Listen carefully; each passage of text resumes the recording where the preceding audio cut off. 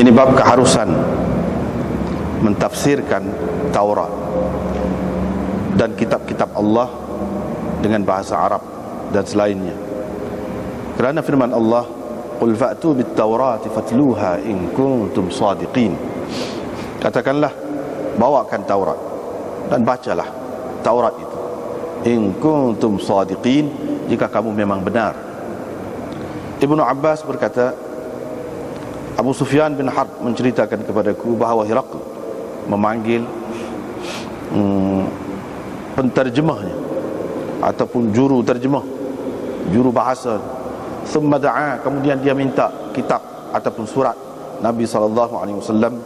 Maka dia membaca Bismillahirrahmanirrahim, min Muhammad Abdullah wa Rasulih, hamba Allah dan Rasulnya, kepada Herakl. Dan ya ahlul kitab, ta'alau ila kalimatin sawa'in bainana wa bainakum. Wahai ahli kitab, kemarilah kepada suatu ajaran yang sama di antara kami dan kamu. Dengan sanadnya Imam Bukhari beriwayatkan daripada Abi Hurairah, katanya ahlul kitab membaca Taurat dengan bahasa Ibrani dan mereka mentafsirkannya untuk orang-orang Islam dengan bahasa Arab. Maka Rasulullah SAW bersabda, jangan kamu benarkan ahli kitab dan jangan kamu dustakan mereka.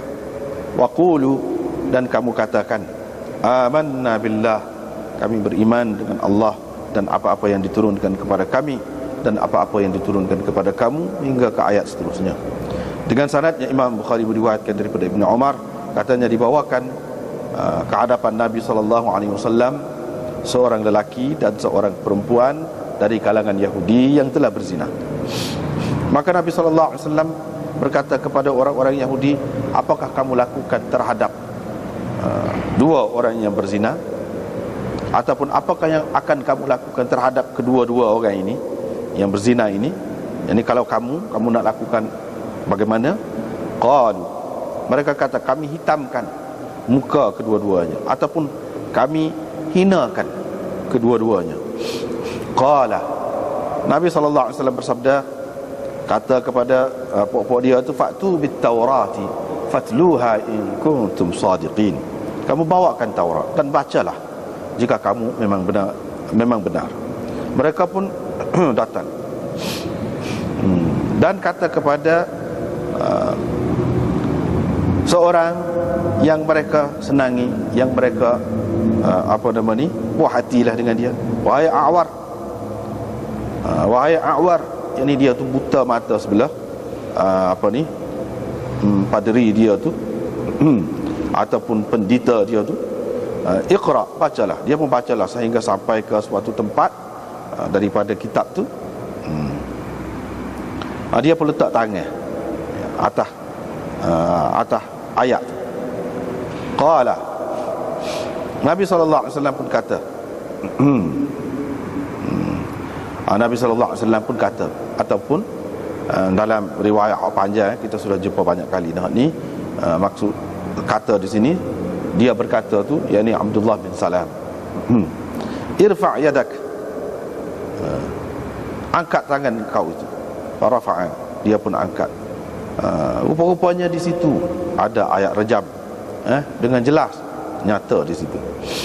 Faqala ya Muhammad, dia pun kata, hai Muhammad, sesungguhnya antara dua ayat ini ada ayat rejam. Walakinna, tetapi kami selalu duduk sembunyikannya di antara kami. Lepas tu Nabi SAW pun memerintahkan supaya kedua-duanya direjam. Maka direjamlah kedua-duanya. Kata perawi ini, siapa? Ibnu Umar, aku tengok yang laki-laki itu yujani'u alaiha al-hijarah, yakni melindungi ataupun menelungkup atas perempuan itu supaya tidak terkena batu. Perempuan itu tidak terkena batu, yakni yang orang gunakan buat rejam. Ini bab sabda Nabi SAW, orang yang mahir dengan Al-Quran ataupun orang yang mahir tentang Al-Quran itu akan bersama as-safaratil kiramil bararah. akan bersama as-safaratil kiramil bararah, ataupun bersama as-safarah al-kiramil bararah. Satu makna as-safarah itu maknanya penulis-penulis, itu lebih terangnya, penulis-penulis yang mulia dan baik-baik. Satu lagi maknanya utusan-utusan, yakni duta-duta, jamak safir. Ataupun kalau safarah ni jamak, satu lagi safir, itu maknanya penulis, katib. Wa zayyinul Qur'an bi aswatikum, dan kamu hiaskanlah, comelkanlah Al-Quran itu dengan suara-suara kamu. Dengan sanadnya Imam Bukhari meriwayatkan daripada Abi Hurairah bahawa beliau telah mendengar Nabi sallallahu alaihi wasallam bersabda, tidak Allah berkenan ataupun suka kepada sesuatu seperti mana Dia suka kepada seseorang Nabi yang elok suaranya, membaca Al-Quran dengan mengeraskan suaranya. Dengan sanadnya Imam Bukhari meriwayatkan daripada Ibnu Syihab, katanya Urwah bin Az-Zubair, Sa'id bin Musayyab, Al-Qamah bin Waqqas dan Ubaidullah bin Abdullah menceritakan tentang kisah Aisyah ketika Ahlul Ifk menuduh dia, mengatakan apa yang telah mereka katakan, yang ini telah menuduh dia telah melakukan perbuatan sumbang dengan Safwan bin Mu'attal. Wa kullun, ini kata Ibnu Syihab, wa kullun, masing-masing mereka itu, yakni Urwah, Sa'id, Al-Qamah dan Ubaidullah itu menceritakan kepadaku satu bahagian daripada hadis yang panjang. Jadi semuanya tidak cerita semua sekali. Hak ni cerita bahagian ni, hak ni cerita bahagian ni, jadi dia gabung-gabungkan jadi cerita yang panjang. Tapi sini ringkaslah, sini hak ringkas. Qalat, Aisyah berkata, maka aku pun berbaring di atas tilamku. Pada ketika itu aku yakin bahawa aku memang suci, bersih daripada tuduhan itu, dan Allah akan membersihkan aku, melepaskan aku daripada tuduhan itu. Tetapi demi Allah, aku tidak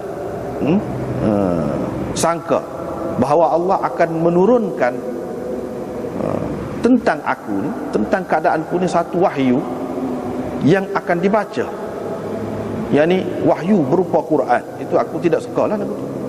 Wala sya'ni, kedudukan aku pada pandangan diriku sendiri adalah rendah, tidak layak untuk Allah menyebutkan tentang aku, tentang sesuatu perkara yang dibaca sampai bila-bila, maknanya yang dibaca sebagai Al-Quran.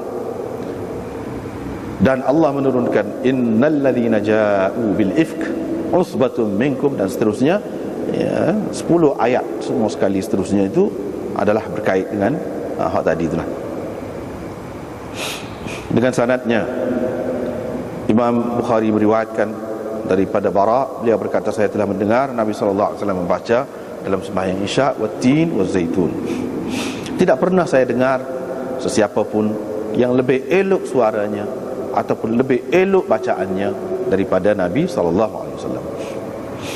Dengan sanadnya Imam Bukhari meriwayatkan daripada Ibnu Abbas, katanya Nabi sallallahu alaihi wasallam pernah bersembunyi di Mekah. Pada ketika itu Nabi sallallahu alaihi wasallam selalu mengangkat suaranya, yakni membaca dengan suara yang derahlah. Fa idza sami'ahu al-musyrikun, bila orang-orang musyrikun mendengar bacaan Nabi sallallahu alaihi wasallam itu, mereka pun sumpah maki hamun Al-Quran dan orang yang membawanya. Maka Allah berfirman kepada nabinya sallallahu alaihi wasallam, wala tajhar bi salatika wala tukhafit biha, jangan engkau keraskan sangat bacaan dalam sembahyangmu, dan jangan juga perlahan sangat. Dengan sanadnya Imam Bukhari meriwayatkan daripada Abu Sa'id Al-Khudri, beliau berkata, qala lahu anna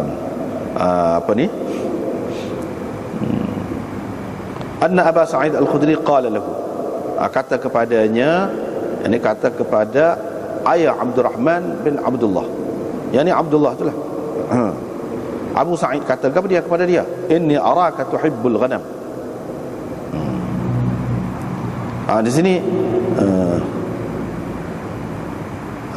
begitulah.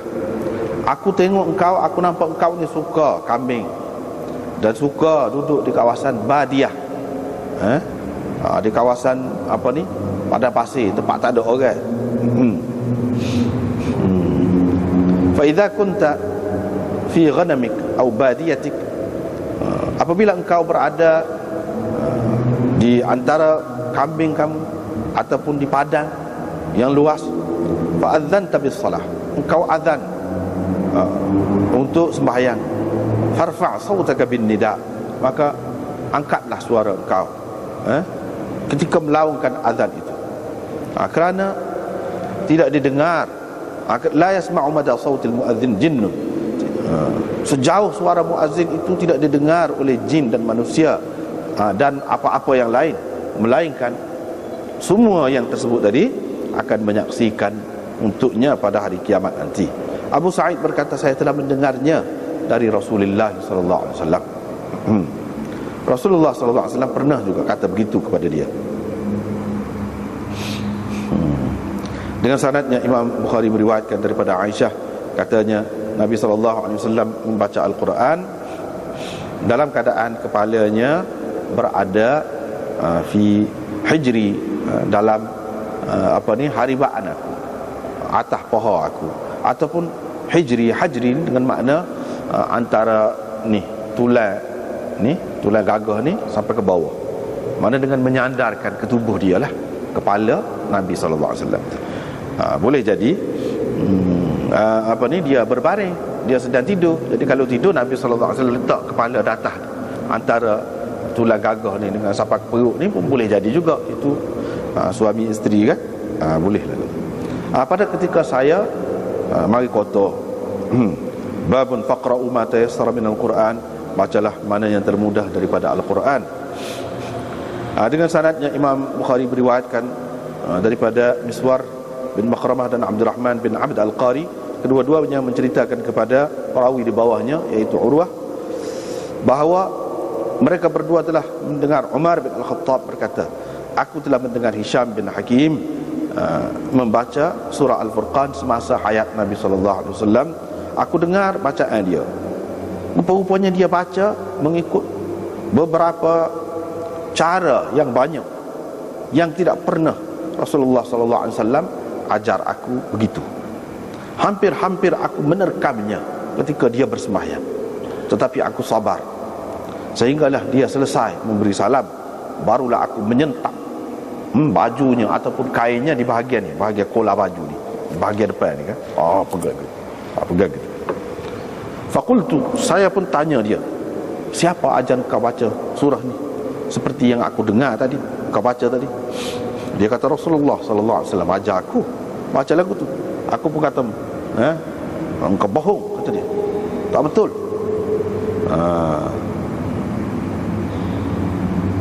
Rasulullah sallallahu alaihi wasallam telah mengajar aku membaca surah ini tidak seperti mana yang kau baca tu. Aku pun bawa dia, heret dia pergi kepada Rasulullah sallallahu alaihi wasallam. Aku pun kata, sesungguhnya saya telah mendengar dia ni membaca surah Al-Furqan mengikut beberapa cara yang engkau tidak pernah mengajar aku cara bacaan begitu. Faqala arsilhu, Nabi sallallahu alaihi wasallam pun kata kepadanya, lepaskan dia. Lepaskan dia. Bacalah hai Hisham. Hisham pun baca yang aku dengar. Dia baca tadilah seperti itu. Rasulullah sallallahu alaihi wasallam pun kata, demikianlah ayat itu diturunkan. Kemudian Rasulullah sallallahu alaihi wasallam kata pula, kau bacalah hai Umar. Saya pun baca mengikut yang Nabi sallallahu alaihi wasallam telah ajar saya. Faqala, maka Nabi sallallahu alaihi wasallam berkata, kadzalika unzilat, demikianlah ayat itu diturunkan. Inna hadzal Qur'an unzila ala 7 ahruf, sesungguhnya Quran ini diturunkan mengikut 7 cara. Faqra'u ma tayassara minhu, maka bacalah mengikut ataupun apa yang termudah, ataupun mengikut apa yang termudah daripada Al-Quran itu. Baiklah, kita tengok semula.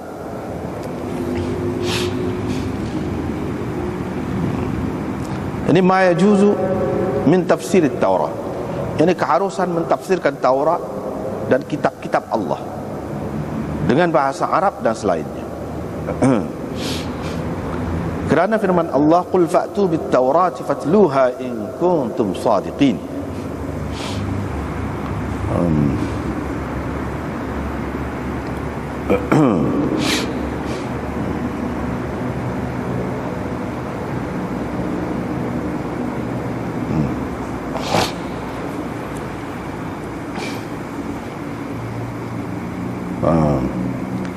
Jadi harus keharusan mentafsirkan Taurat dan kitab-kitab Allah yang lain dengan bahasa Arab dan selainnya. Maknanya kita mentafsirkan, kita menterjemahkan Al-Quran ini, misalnya Quran ataupun kitab suci yang lain. Kalau Quran memang bahasa Arab dah, kita terjemahkan ke bahasa yang lain, bahasa Melayu, bahasa Inggeris, bahasa apa-apalah kita kata. Imam Bukhari nak cerita boleh. Itu pada dasarnya boleh. Sebabnya dia faham daripada kitab Taurat. Kitab Taurat itu kalam Allah juga, yang Allah SWT turunkan juga kepada Nabi Musa. Boleh ditafsirkan dengan bahasa Arab. Kitab Taurat itu bukannya diturunkan dengan bahasa Arab, dengan bahasa Ibrani. Bila begitu, kalau nak baca dalam bahasa Ibrani itu manalah orang Arab faham. Nak suruh dia faham tu, kita terjemahlah.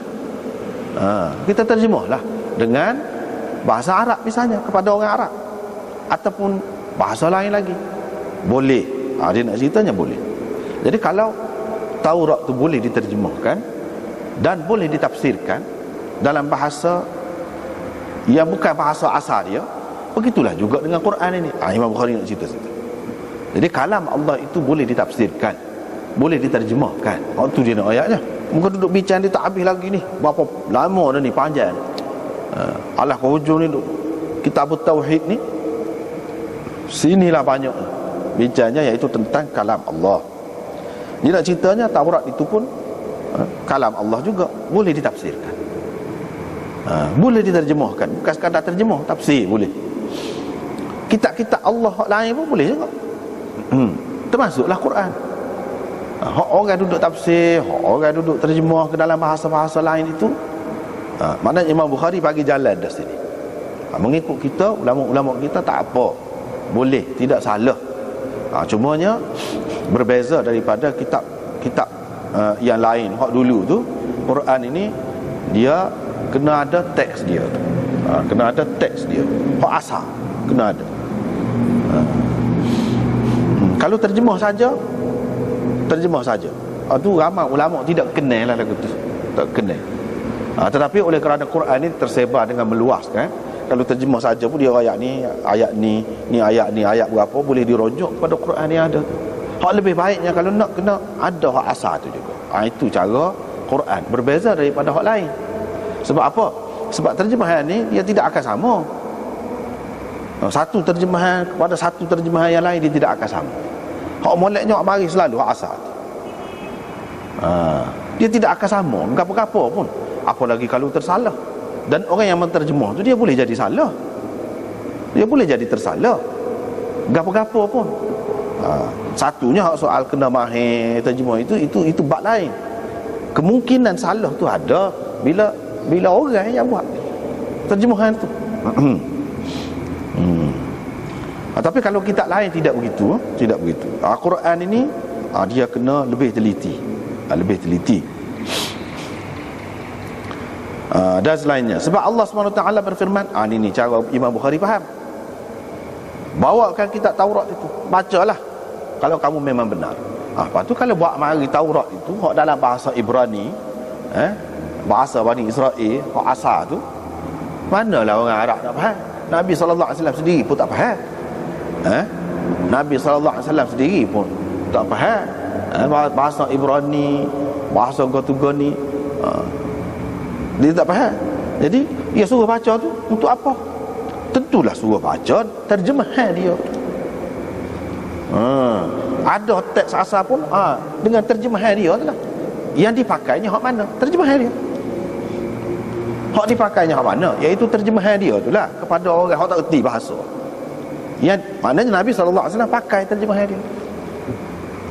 Pakai. Apa lagi ada orang yang memang erti, seperti Abdullah bin Salam tu ada dekat tu. Dia tu maknanya berpihak kepada orang Islam, duduk alik orang Islam. Dialah yang kata buai tangan tu, akak tangan tu, baca hak tu. Baca hak tu bila terjemah tubiklah hukum rejam tu. Tubiklah hukum rejam tu. Asli tu Imam Bukhari fahamnya, iaitu boleh terjemah. Hak boleh terjemah ni orang. Terjemah kitab tu hak sudah dalam bahasa orang. Kan? Kitab tu pun bahasa manusia juga. Ibrani kau bahasa Arab, kau bahasa orang Arab lah. Kalau Arab Quran tu terjemah ke dalam bahasa Melayu, bahasa orang juga. Imam Bukhari nak pergi lebih jauh lagi sini, dia bukan pergi sekat tu. Terjemah daripada kitab Taurat bahasa Ibrani ke Arab, ataupun kita terjemah Quran daripada bahasa Arab ke Melayu. Sekat tu saja. Dia tidak pergi sekat tu Imam Bukhari ni. Dia nak ayat kalam Allah hak sebenar. Kalam Allah hak sebenar tu macam mana? Macam mana? Hak Jibril awak mari tu dalam rupa Quran gini lah, dalam rupa Quran ada ni. Hak tu Jibril awak mari.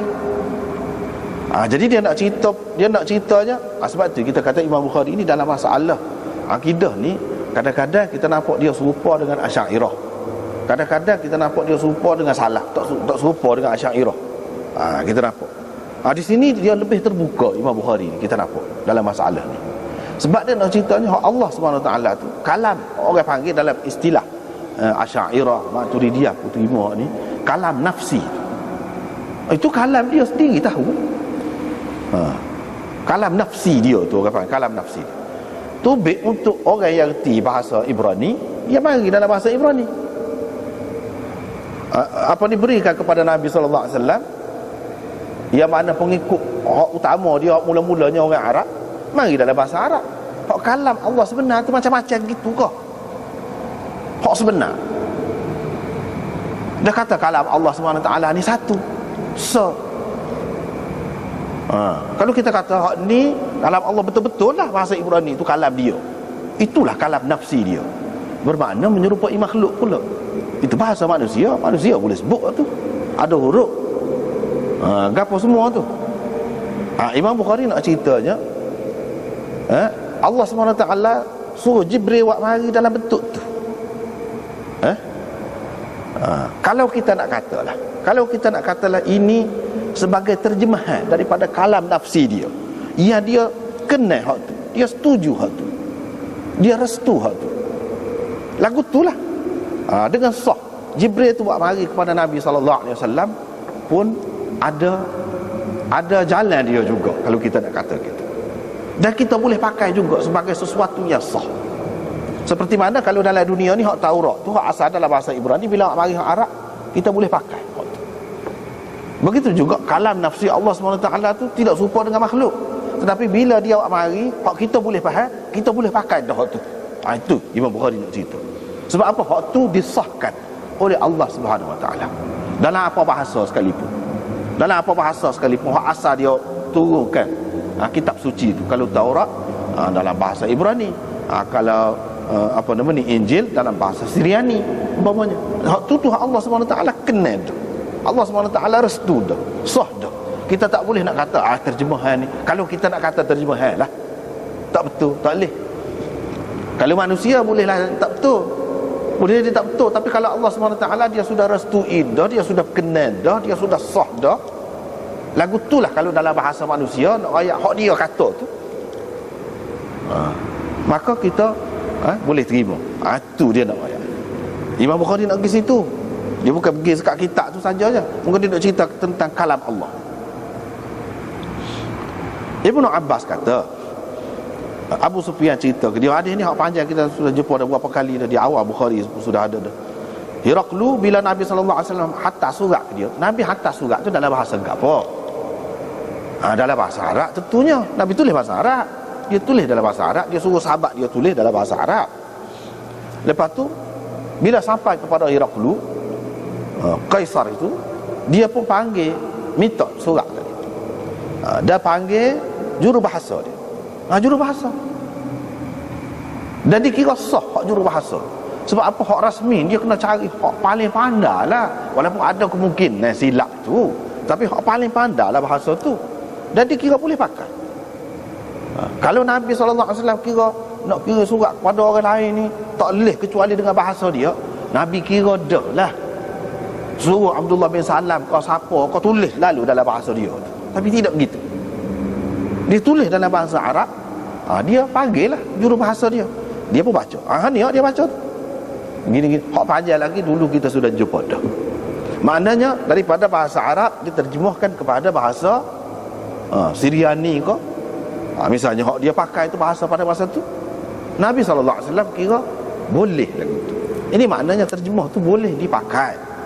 Boleh dipakai. Ambil kira semua dalam dunia ni terima. Kalau tidak macam mana kita nak faham? Maksud kita kan kita boleh bahasa semua bahasa dalam dunia ni. Nabi SAW pun tak boleh. Tak boleh kira Syiah. Imam 12 dia tu boleh bahasa semua bahasa dalam dunia boleh. Tak kira dia waktu tu.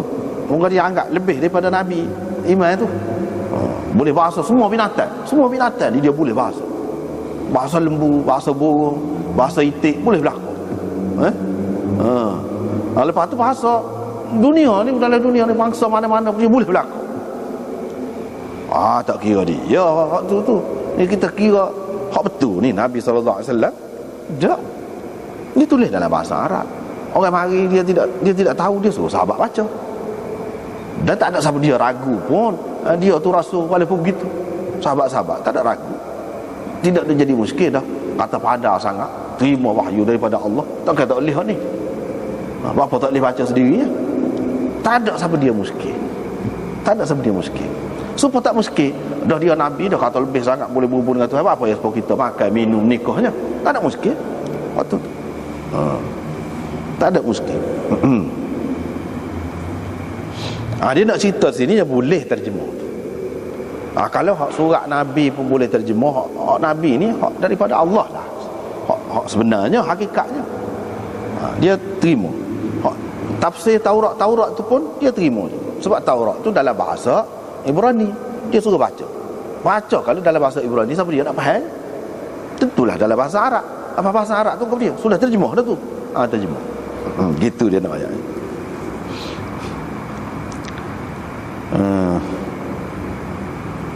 Lepas tu riwayat daripada Abi Hurairah, dia kata Ahlul Kitab baca Taurat dengan bahasa Ibrani. Tu lagi terang. Ahlul Kitab tu dia baca Taurat dengan bahasa Ibrani, asal lah. Dan mereka mentafsirkannya, yakni menterjemahkannya dengan bahasa Arab untuk orang-orang Islam. Gitulah. Rasulullah SAW kata, jangan kamu benarkan ahli kitab dan jangan kamu dustakan. Tak boleh main. Hak dia baca tu kitab Taurat. Kitab Taurat itu daripada Allah dan kalam Allah hak sebenarnya. Jadi hak sebenarnya kita, kalau kita tidak erti, tidak pasti, kita jangan benarkan, kita jangan dustakan. Hak tu hak sebenarnya. Kalau kita boleh pastikan tak apalah. Tapi kalau kita tak boleh pastikan, jangan benarkan. Sebab boleh jadi dia selewengkan, ataupun dia terjemah tak betul. Dia selewengkan. Boleh jadi juga dia betul. Jadi kalau kita dustakan dia, boleh jadi dia ayat tu betul. Kalau betul bermakna kita mendustakan kalam Allah. Tak kena tak betul. Tak kena. Cuma kena kata gini ya, secara umum, kami beriman dengan Allah dan apa yang diturunkan kepada kami dan apa yang diturunkan kepada kamu. Secara umum gitu. Untuk nak mengesah, hak tu kerja orang yang pandai. Kerja orang yang pandai. Orang tak pandai, dia duduk setara tu. Duduk setara tu. Riwayat daripada Ibn Umar dibawakan kepada Nabi SAW. Ni banyak kali dah juga kita jumpa dalam bab hudud ke apa semua tu. Maknanya puak-puak dia ni sudah tinggalkan, dia ubah ajaran, dia tak pakai lah ajaran Taurat itu, tinggal ada dalam Taurat saja. Iaitu dia buat hukum sendiri. Buat hukum sendiri dengan cara comot arai di muka tu, ataupun macam-macam bentuk penghinaan terhadap orang yang berzina tu. Gitulah. Kami susuklah sama-sama kami hak mana pandai tu tahu benda tu, tapi tak royak orang ramai.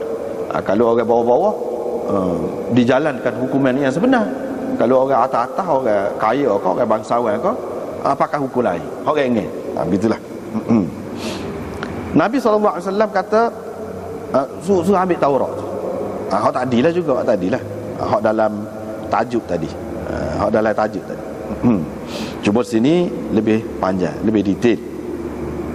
Nabi SAW pun suruh baca Taurat.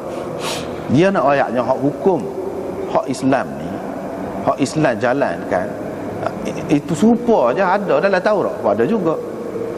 Apa alasannya kamu tak terima Islam ni? Kalau nak kata hukum dia tu kerah kau gapo, dalam kitab Taurat, kitab suci ikutan agama kamu tu pun ada juga benda ni. Maka kami menjalankan hukum ni ikut betul. Kamu pun ada juga, cuma kamu tak ikut, kamu tak pakai hak tu. Kamu tak pakai. Nabi SAW nak kata hukum ni, hak kami buat ni, hak ni lah hak sah, hak berjalan. Dan hukum ni bukan kepada orang Islam saja, orang kafir pun kena juga. Hak duduk dalam negara Islam kena juga. Cumanya dia suruh ambil Taurat tu nak ayat sebagai nak menguatkan lagi hukum Islam serupa je, hukum daripada Allah ni serupa. Cuba kamu baca dalam kitab kamu sendiri, ada lagu tu juga. Jadi kamu pun kena melaksanakan hukum yang sama. Bukan makna Nabi SAW nak kata hukum untuk dia tu dipakai ikut cara dia. Dak, nak ayatnya hukum dia tu serupa dengan hak ada dalam kita ni. Ada dalam kita ni, serupa hak Nabi SAW dia amalkan. Serupa.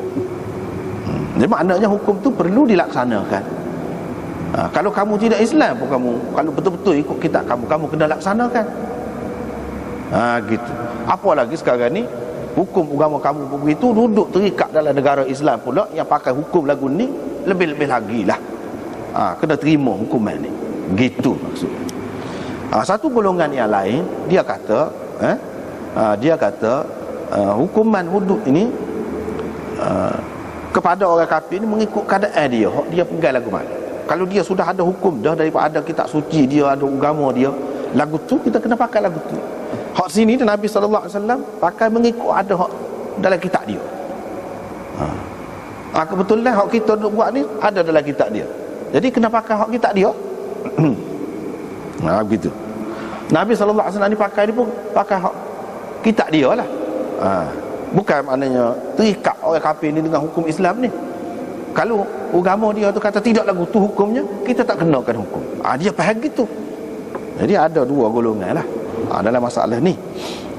Imam Syafi'i dia mengatakan adalah perkara ni, dalam masalah Syafi'i pun gitu. Dia kata orang kafir ni kafir apa ni, dia ni orang panggil muhsan, ihsan itu. Salah satu syarat ihsannya iaitu dia kena Islam. Itu mengikut Imam Abu Hanifah. Imam Syafi'i kata tidak. Muhsan ni hak nak kena rejal ni, nak kena ni kan hukuman rejal ni, hak nak kena rejal ni dia kena muhsan. Jadi ihsan tu apa? Lagu mana? Syaratnya orang yang sudah berkahwin secara sah. Tak kira dah dia Islam ke dia tidak Islam ke. Dia Islam ke dia tidak Islam ke, asalkan dia sudah berkahwin secara sah cara dia. Dia takkan dalam menikah cara seperti cara kita. Cara dia lah asas sah. Di kalangan dia tu maka muhsan. Bila muhsan kena rejam walaupun dia tidak Islam. Imam Abu Hanifah kata tak, syarat ihsannya dia kena Islam. Selain daripada hak lain-lain kena akil balik gapo kau ni itulah. Iaitu dia kena Islam. Maknanya kalau orang tidak Islam tak kena. Tak kena. Hukuman tu tak kena. Sebab apa? Sebab dia tidak muhsan. Yang ni hukuman rejam tu tak kena. Hukuman rejam tu tak kena. Tapi kalau hukuman sebab boleh jadi kena. Kenalah. Kalau dia tu tidak muhsan. Kalau muhsan tidak kena rejam. Lepas tu lepas gitu saja kok. Masalah lepas itu soal lain. Dia boleh ada hukuman lain, takzir kalau kita kata boleh lah tu.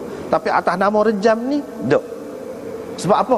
Sebab salah satu syarat untuk ihsannya ialah dia kena Islam. Sebab apa? Seseorang tu tidak sempurna.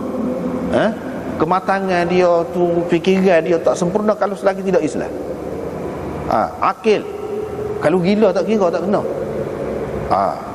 Dia berakal. Itu syaratnya. Makna cerdik betul, sempurna betul. Dia merdeka. Kalau tidak merdeka tak kena. Makna bebas betul, merdeka sungguh. Lepas pada tu dia balik. Balik. Bukan budak-budak tak faham, tak erti apa satu. Makna kalau dia merasai nikmat pun dia merasai sungguh-sungguh dan dengan faham betul. Lepas tu Islam pula. Ini semua ni pencegah belaka dia. Ada akal akan mencegah buat benda-benda yang macam tu. Bila balik dia mata, dia faham benda tu. Jadi dia tidak akan buat tak tentukan. Bila merdeka dia boleh nikah bebas, dia nak apa, tak ada halangan kan. Dia boleh pilih siapa dia hak dia nak. Islam satu lagi yang menghalangnya seseorang itu daripada melakukan perkara yang tidak baik. Kalau tak ada Islam, maknanya tidak ada. Ni ada ni tempat bocor ni, tempat terbuka ni. Tak menyebabkan manusia dia jadi tidak sempurna dalam penilaian dia. Imam Abu Hanifah kata tak.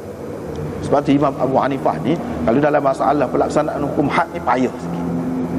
Dia alah kepayah. Alah kelepah lah, alah kelepah. Kalau ada jalan ada ruang ni, begitu macam ni misalnya. Tetapi kalau hadis ni dia nak pakai lagu mana? Hadis ini dia kata kerana ada dalam Taurat. Dan dia mengikut agama tu. Atas dasar agama tu memang kena rejam. Sebab tu kata dia, bukan kerana agama kita ni paksa. Tak. Kerana agama dia tu lah. Kalau dalam agama dia tu tidak lagu tu tak. Gitu. Ini maknanya hak dalam hadis-hadis hak kata rejam gitu gini ni, ini untuk orang yang muhsan. Untuk orang yang muhsan yang ada satu lagi syarat tambahan daripada orang lain terima hak lain-lain tu, iaitu Islam. Kata dia mengikut pendapat dia aja. Gitulah. Tapi kalau mengikut Imam Syafi'i dia buat dalil dah lah ni.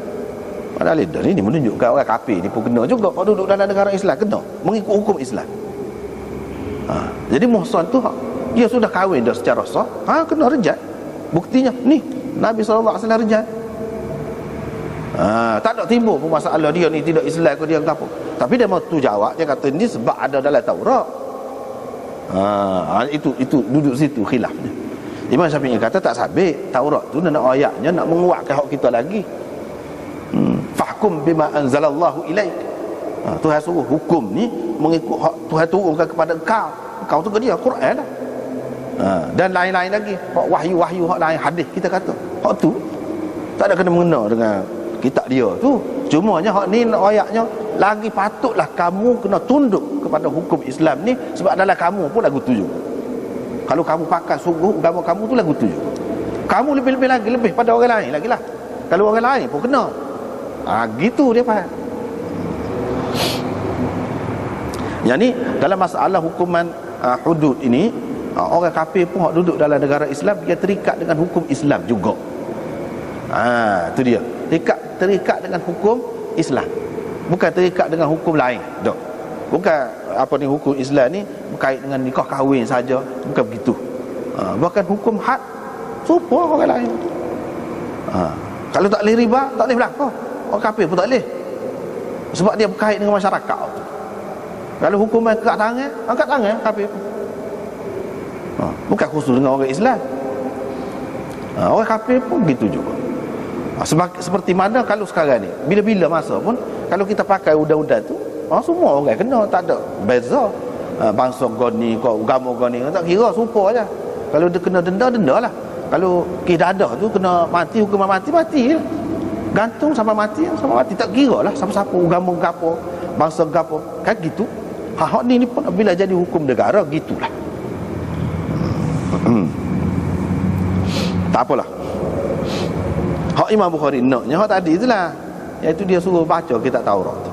Apabila baca dengan makna dia, dengan terjemah dia, hak tu dia naknya. Hak lain tu masuk dalam bab lain berapa kali dah hak marinya.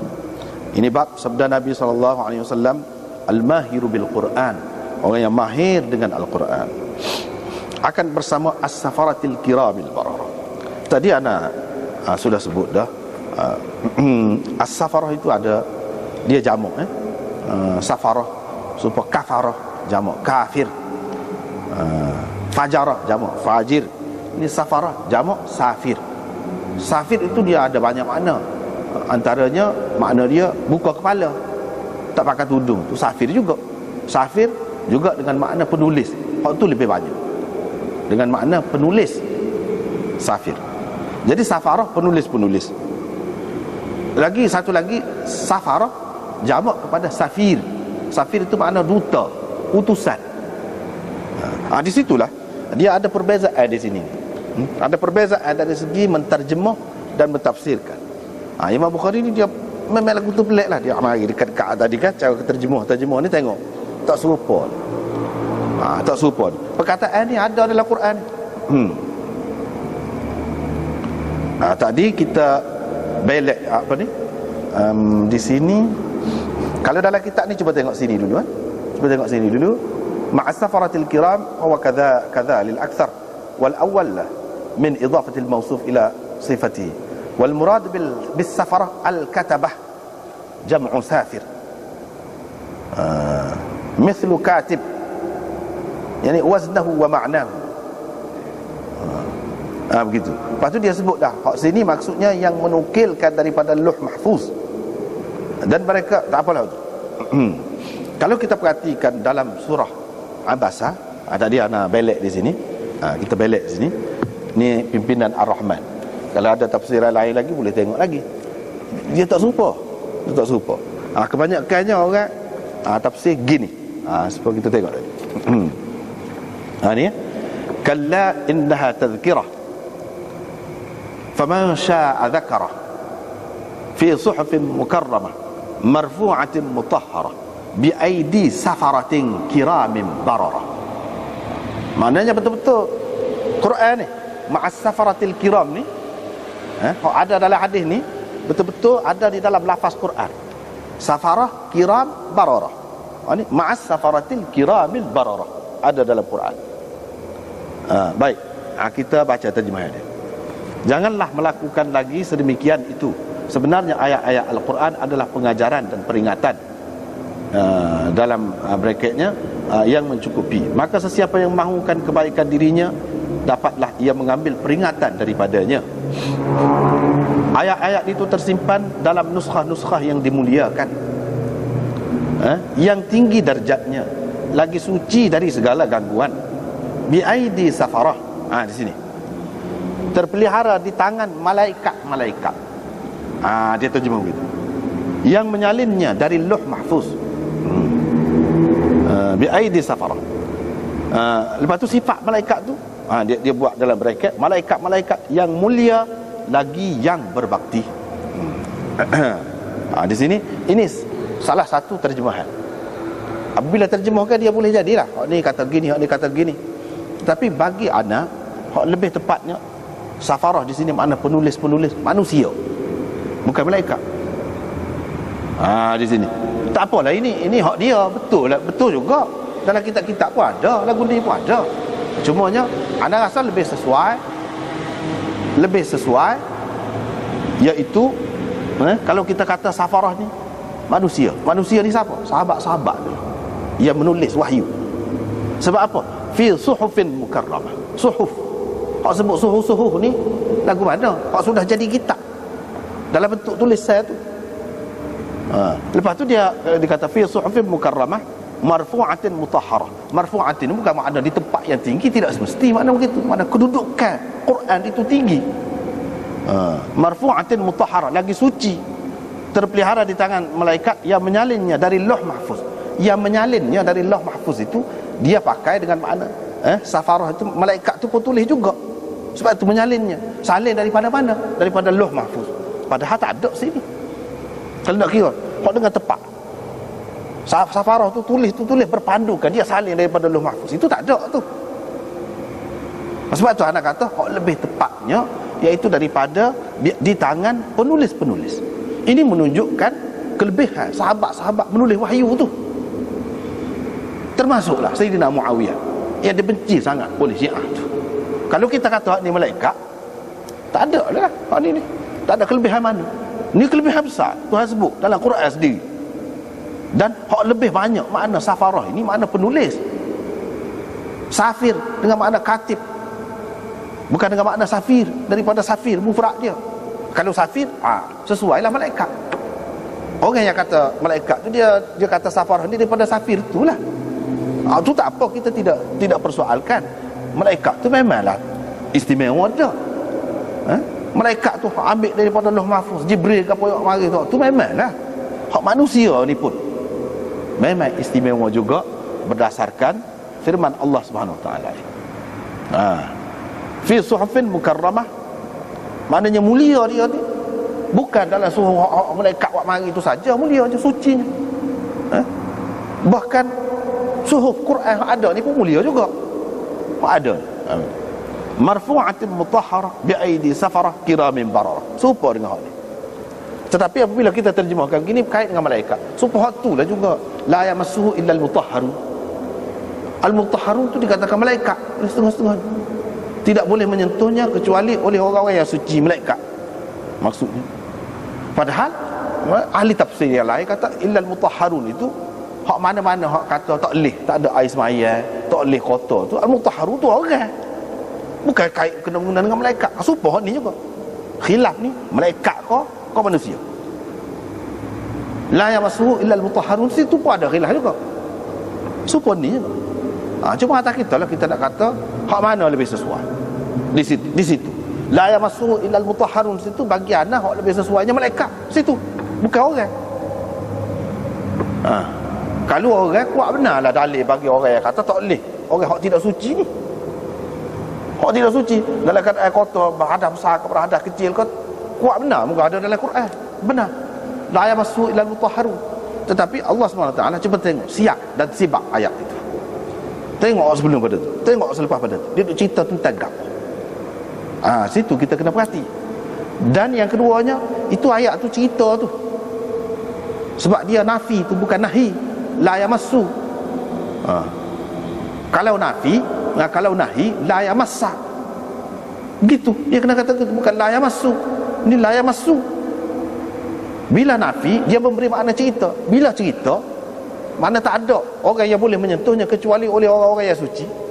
Kita boleh sentuh tu, orang kafir pun boleh sentuh. Maknanya Tuhan raya tak betul lah pula.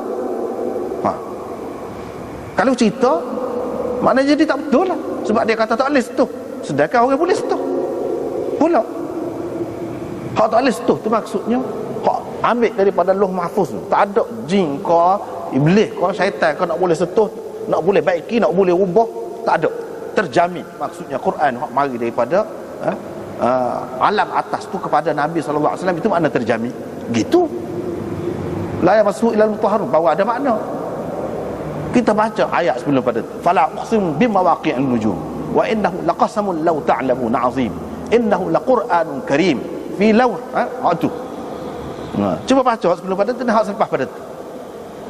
Kita akan dapati itu cerita Lauh Mahfuz, cerita alam tentang Quran pada masa tu. Bukan Quran dalam bentuk Quran ni. Tak apalah tu. Nak rayaknya ulama ada khilaf, al-mutahharun tu malaikat ke ataupun manusia.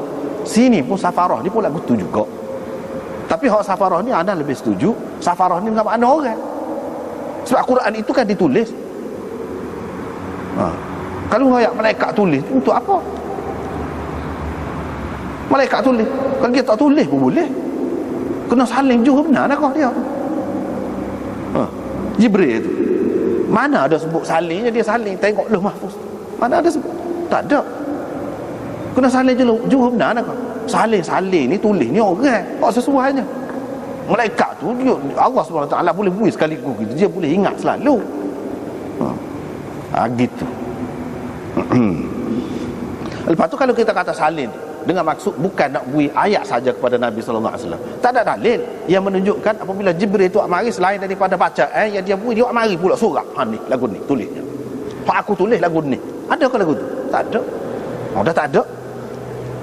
Lebih baik kita kata safarah ni manusia lah. Pasal dia manusia, sahabat-sahabat lah. Menunjukkan sahabat tu ada kelebihan dari sudut tu. Dari sudut tu ada sahabat-sahabat yang terlibat dengan penulisan Quran ini.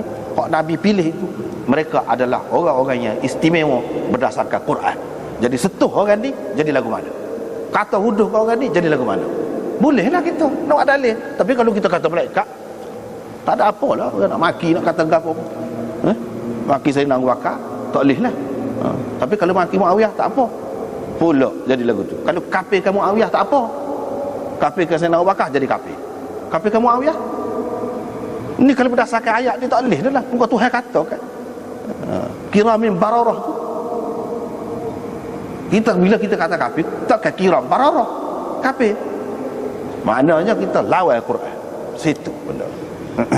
Dengan sebab itu hak tu hak lebih molek. Dan Nabi SAW pilih pun dia tidak sembarangan. Bukan ikut ada dah. Dia pilih tu maklum dah. Sehingga sampai kelar ni pun kita tahu siapa penulis-penulis wahyu. Tahu. Mana mereka itu istimewa. Tak apalah. Wa zayyinul Quran bi aswatikum, dan kamu hiaskanlah Al-Quran itu, comelkan Al-Quran itu dengan suara-suara kamu.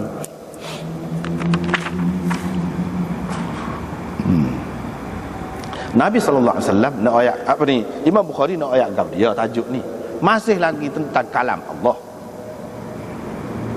Masih lagi tentang kalam Allah. Kalam Allah itu dia tidak makhluk. Kalam Allah itu salah satu sifat dia. Dia tidak serupa dengan makhluk.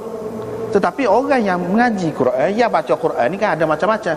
Bila kata mahir, al-mahiru bil Quran, orang yang mahir tentang Quran ataupun dengan Quran. Mana ada orang tak mahir kan? Memang pun dalam kenyataan pun gitu. Ada orang kokak-kokak baca tu kan, takkan mahir lagu tu. Dia baca apa? Kalam Allah yang suci. Yang suci, yang sempurna. Lepas tu nampak tidak sempurna tu, kokak-kokak tu. Kokak-kokak tu dia. Lepas tu Imam Bukhari nak ayatnya. Itu kalam dia, suara dia, sebutan dia, lidah dia. Lepas tu makhluk. Lepas tu tu Imam Bukhari nak bagi. Beza di antara hak kita sebut, lidah kita, suara kita, hak tu sifat makhluk. Hak tu makhluk. Hak tu tidak Quran tu, hak tu. Lidah tu tidak Quran. Suara tu suara kita atau usaha kita. Pada atau tidak pada bergantung. Sebab itulah ada kurang, ada lebih. Kalam Allah Subhanahu Wa Taala boleh kalau kita sifatkan dengan kurang? Tak boleh. Ni boleh. Orang ni mahir, orang ni tak mahir. Boleh kita katakan. Dia nak dia pergi situ. Lepas tu bila hiaskan Quran dengan suara kamu, pas suara orang serupa kau. Baca kalam Allah tu lah. Baca Quran tu lah. Tapi tak serupa kan. Hak ni sedap suara, hak ni tak sedap. Hak ni belajar pun. Tajwidnya, qiraatnya, belajar macam-macam. Belagunya tak sedap macam. Memang suara dia tak sedap. Pas suara dia tu termasuk dalam sifat Allah kau. Tak. Tidak kan? Hak tu makhluk. Tetapi apa yang dibaca itu bukan makhluk. Kalam Allah. Itu Imam Bukhari nak ayat. Ya kita kena faham. Beza dianya. Kalam Allah hak mana? Bila kita kata kalam Allah ni hakikat Quran itu. Quran itu. Cuma nak suruh mudah kita kata kalam Allah. Nak suruh mudah kita kata kalam Allah. Tak sehingga banyak kecil. Kalau nak kira sebenar kalam Allah tu macam mana? Situ kita sudah bicara panjang dah sebelum pada ni, tidak perlu diulang lagi lah waktu tu. Lepas pada tu Abu Hurairah kata Nabi SAW bersabda, Allah SWT tak ada suka sekali kepada sesuatu ma adina, yakni kama adina ataupun mithla ma adina. Ma tu mana sebagai mansub min al khafid, makna dengan takkid mithla ma, seperti mana dia suka dengar seorang nabi yang sedap suara dia baca Quran lepas tu derah.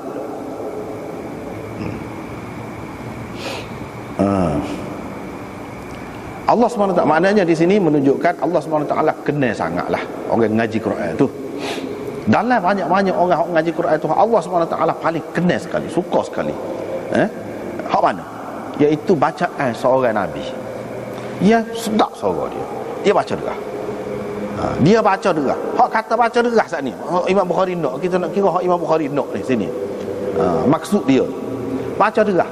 Derah kohor. Siapa dia buat? Perbuatan siapa? Perbuatan orang tu, nabi tu. Jadi derah kohor tu, hak tu disandarkan kepada manusia, makhluk. Tetapi apa yang dibaca Quran itu kalam Allah. Hak tu bukan makhluk. Dia nak pergi situ belakang ni. Sedap suara. Maknanya ada hak tak sedap kan? Ada hak tak sedap. Sedap tak sedap tu, tu sifat makhluk, manusia. Hak Allah SWT tak boleh kita kata kalam dia tu tak sedap. Semua comel belakang, molek belakang. Hak mana-mana pun hak tak sedap tu orang tu baca.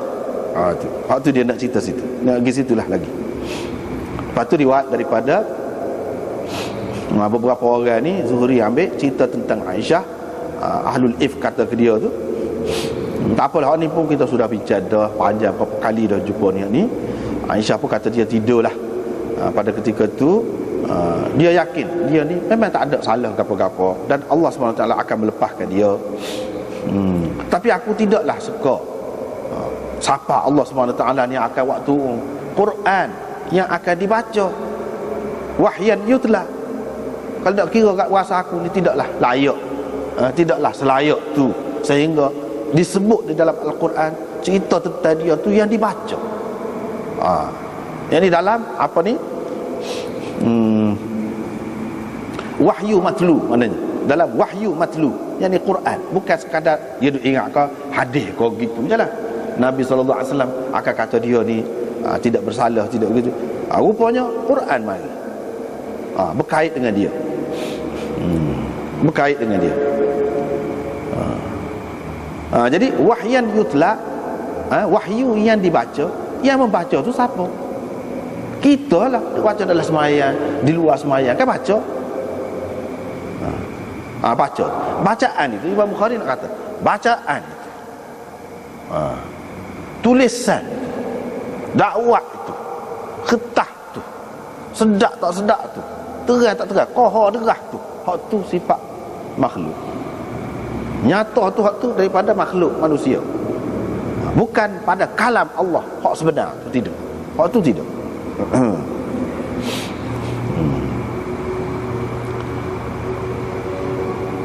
Lepas tu tak apalah, beberapa ayat, 10 ayat dia kata.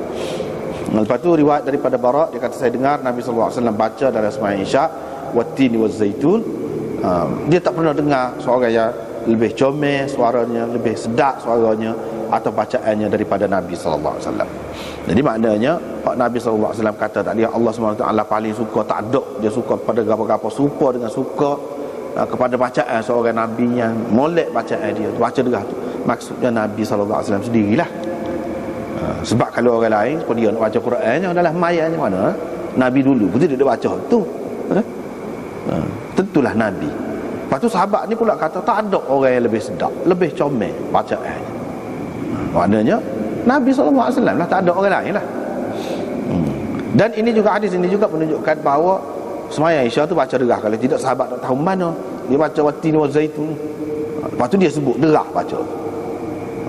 Jadi sedap kau tak sedap, comel kau tak comel, Imam Bukhari nak pergi situ. Ini sifat bacaan manusia. Dan hak tu tak ada kena-mengena dengan sifat Allah, kalam Allah. Kalam Allah tu Quran yang dibaca, ya, hakikat yang dibaca. Begitu. Dia pergi situ mana.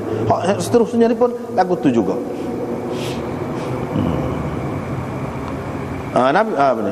Nabi SAW mengangkat suara dia baca derah lah. Orang-orang musyrik pun hak dengar tu dia maki. Maki Quran. Dan orang yang bawa Quran, yang Nabi sendirilah dia maki, ataupun malaikat Jibril termasuklah. Maka Allah SWT pun suruh Nabi dia baca tengah lah, tidak derah. Tidak derah dan tidak kohar benar. Kalau baca jadi derah tu jadi fitnah pula. Jadi hak molek-molek, hak suci ni boleh dikata huduh oleh orang. Hak dia nak pun gitu juga, boleh berderah, boleh kohar. Nabi SAW boleh berderah. Bila Allah SWT suruh dia kohar, biar sederhana tu kan Nabi pun ikut lagu tu lah. Nak ayatnya hak tu sifat manusia, hak baca, bacaan itu. Imam Bukhari nak pergi situ. Hak tu kita kena ingat sama Imam Bukhari. Kalau dia nak ayat gua tu jauh pergi pun, banyak pun, situ dia nak menyabitkan hak tu, apa yang dia dakwa. Ini bukti-bukti dia lah. La tajhar, yang diisnadkan fi'il jahar itu kepada engkau. Engkau tu siapa? Orang. Mana perbuatan itu adalah perbuatan orang. Tidak boleh kita kata segala-galanya apabila berkait dengan Quran itu segala-galanya Allah SWT berlaku. Berkait dengan sifat Allah SWT berlaku. Tak boleh, tak kena lagu tu. Situ maksud dia sini. Ya Nabi SAW baca derah tu, dalam hasyiah nombor 3 ada sebut, mana ada kitab ni boleh tengok. Nabi SAW bersembunyi, ada ketikanya lah, di zaman awal Islam tu. Wa kana yarfa'u sautahu. Nabi SAW baca derah tu buat apa? Boleh jadi untuk menegakkan sunnah.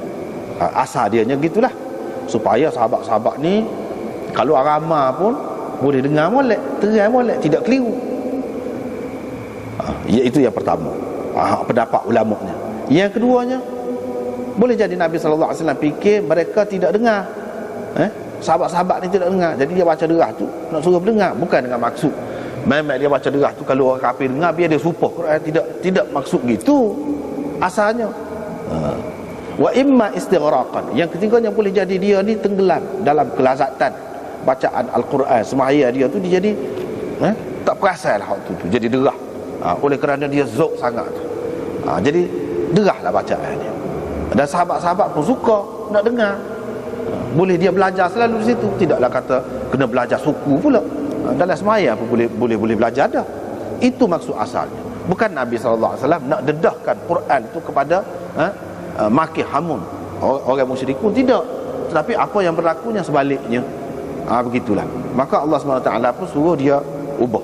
Ubah tu dalam ayat yang lain lah. Sebelum ni kita sudah jumpa dah ni, wala tajhar bi salatika wala tukhafit biha wabtaghi baina dhalika sabila.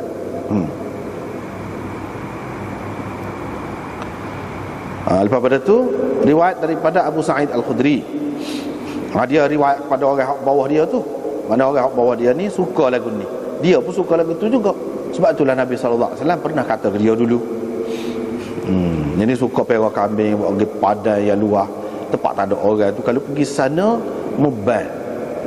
Ban untuk sembahyang ni, maknanya di sini kita tahulah daripada sini sunnahnya, maknanya kalau tidak mesti untuk nak panggil orang ban ni. Sunnah bukan untuk panggil orang saja. Kalau tak ada nak panggil orang, seorang kita pun sunnah juga. Sunnah juga. Macam sini. Yang ni ban ni adalah di antara perkara yang menyempurnakan sembahyang, yang melengkapkan sembahyang. Bukan untuk nak panggil orang saja. Yang ni kalau kita seorang pun ada juga ban seperti di sini. Kamu angkatlah suara kau, ban. Derahlah. Kalau sejauh mana suara kamu pergi, sejauh tu ada jin dan manusia dan lain-lain lagi, segala benda semuanya jadi saksi kepada kita. Semuanya jadi saksi tentang kebaikan yang kita buat itu pada hari kiamat nanti. Farfa' sautaka bin nida. Imam Bukhari nak ceritanya hak nida. Nida tu boleh berderah, boleh kohor kan? Akan hak berkait dengan suara. Quran pun lagu tu juga boleh berderah, boleh kohor. Sebab apa? Sebab dia berkait dengan suara kita. Dia berkait dengan suara kita. Sebab itulah Nabi SAW suruh dia berderah. Memang dia boleh berderah. Manusia dia boleh berderah, boleh kohor, baru ada faedah. Dia suruh tu. Kemudian dalam nidak itu, hakikat dianya ajaran. Dianya ada juga di dalam Quran. Walaupun dengan lafaz tertib lagu tu tak ada, tetapi hakikat dia tu, apa yang tersebut di dalam azan itu, ada Allah Akbar, ada wala zikrullahi akbar, dan sebagainya, banyaklah. Asyhadu an la ilaha illallah, ada la ilaha illallah. Wa asyhadu anna Muhammadar Rasulullah, ada hayya 'alas salah, ada berlaku. Makna kata-kata kandungan dalam azan tu ada dalam Quran. Jadi seperti mana ban ni kita boleh berderah, boleh kohor, ada hak sedap, ada hak tak sedap. Dia berkait dengan suara. Quran itu pun lagu tu juga. Imam Bukhari nak ayat tu lah. Lepas tu kalau kita baca Quran, jadi saksi juga. Segala sesuatu jadi saksi juga. Kalau kita duduk mana-mana, jadi saksi berlaku. Bukan azan tu saja. Di sini dia nak ayatnya bukan azan tu saja. Lepas tu bila semaya, bacaan tu mesti ada lah dalam Quran. Dalam semaya tu baca Quran tu mesti ada. Nak baca Quran tu nak baca derah kokoh pula. Mana boleh baca derah, boleh baca kokoh kan? Ya, kalau semaya tu semaya maghrib baca derah. Kalau semaya tu semaya zuhur baca kokoh. Walau bagaimanapun hak dia nak cerita di sini, segala kebaikan yang kita buat itu disaksikan belaka. Begitu, bukan hak baik saja, hak buruk pun lagu tu juga. Dalam dalil-dalil yang lain banyaklah hak buruk pun disaksikan juga. Pada hari kiamat nanti. Lepas tu riwayat daripada Aisyah, kata Nabi sallallahu alaihi wasallam membaca Al-Quran dan kepala dia di dalam haribaanku. Aku pada ketika tu mari kotor. Aku pada ketika tu mari kotor.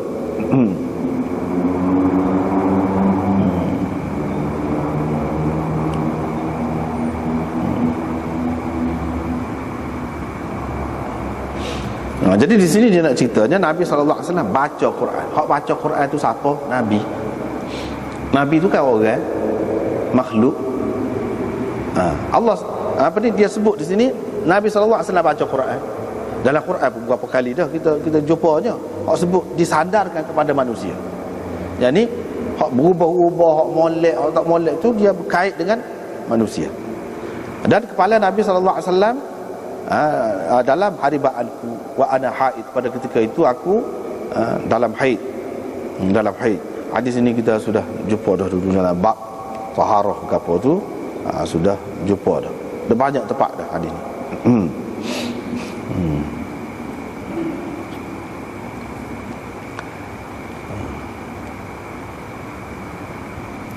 Babun faqra'u ma tayassara minal Quran.